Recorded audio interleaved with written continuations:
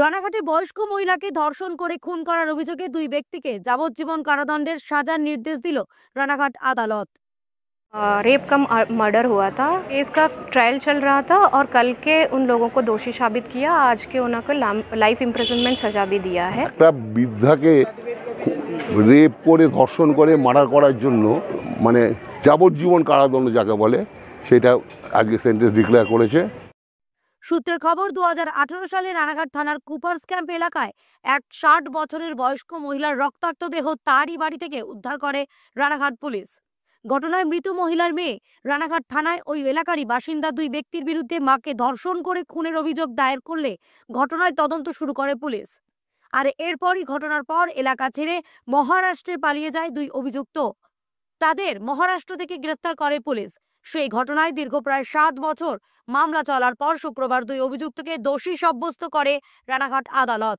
আর শনিবার তাদের যাবজ্জীবন কারাদণ্ডের নির্দেশ শোনান আর রানাঘাটের অতিরিক্ত জেলা দায়রা বিচারক সৌমিন গুপ্তা।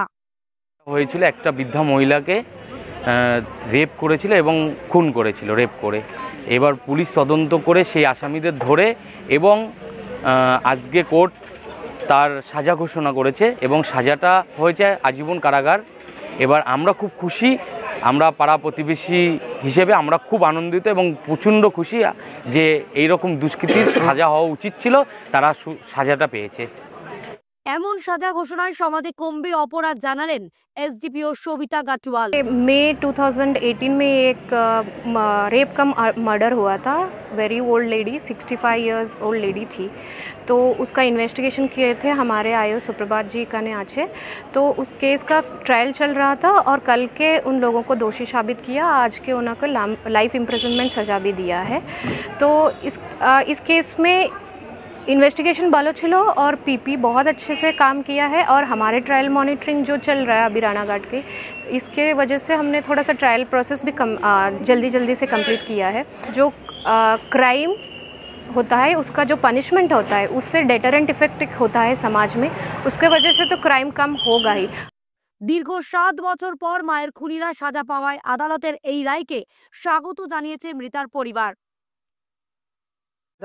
আমার শাশুড়ি মা মমতা ভট্টাচার্য, উনি বিগত 2018 সালে উনি কয়েকজন দুষ্কৃতীর হাতে হামলার কারণে এবং ধর্ষণ এবং রেপ করে মার্ডার করেছে।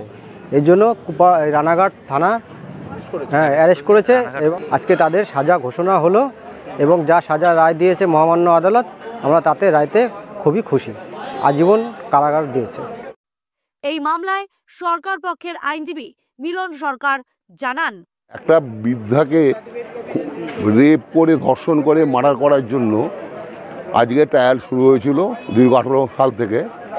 গতকাল তার নিষ্পত্তি হয়েছে। গতকাল আমাদের অ্যাডিশনাল ডিস্ট্রিক্ট সেশন জাজ সুমন গুপ্ত এজলাসে তাকে দোষী সাব্যস্ত করা হয়েছে। আজকে তার সেন্টেন্স ডিক্লেয়ার হলো। সেন্টেন্স দ্বারা ঘরের মধ্যে ঢুকে ও বাইরে বেরোনোর সুযোগ নেই, ঘরের মধ্যে ঢুকে তাকে রেপ করে, প্রথমে গ্যাং রেপ এবং তাদের মার্ডার করে এবং বডিতে বহুত ক্ষতচিহ্ন পেয়েছে। মেডিকেল রিপোর্টে পাওয়া গেছে।